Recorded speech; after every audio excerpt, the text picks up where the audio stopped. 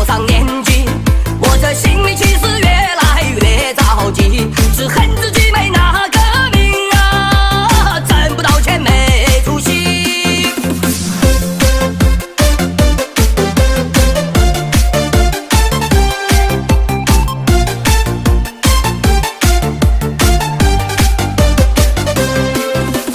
我也常常问自己，人生到底有什么意义？